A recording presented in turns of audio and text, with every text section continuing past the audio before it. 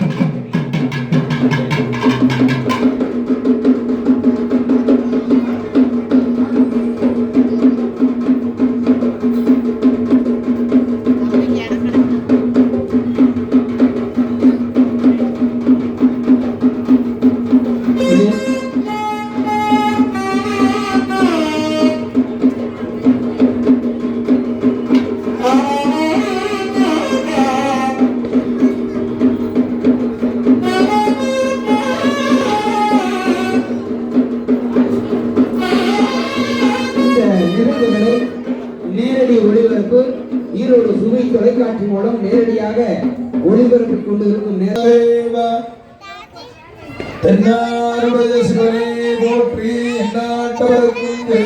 போற்றி போற்றி போற்றி போற்றி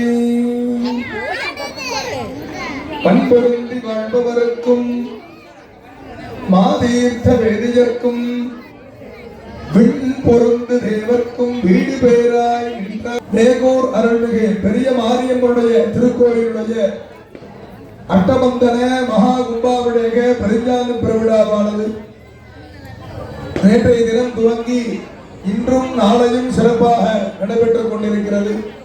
இந்த வழிபாட்டினை தரிசித்து இறைவனுடைய திருவருளை பெறுகிறார்கள்.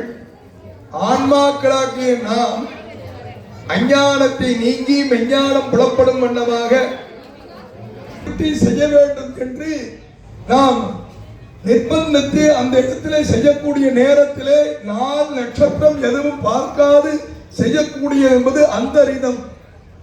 ஆக ஒரு திருக்கோயில் கட்டுமானது ஆவர்த்தனம், இரண்டாவது செய்யக்கூடிய புனராவர்த்தனம், மூன்றாவது செய்யக்கூடிய ஜீரணோத்தாரணம், நான்காவது அசம்பாவிதங்களால் ஏற்பட்டு உடனே செய்யக்கூடிய அந்தரிதம், 4 வகைப்பட்டது கும்பாபிஷேகம்.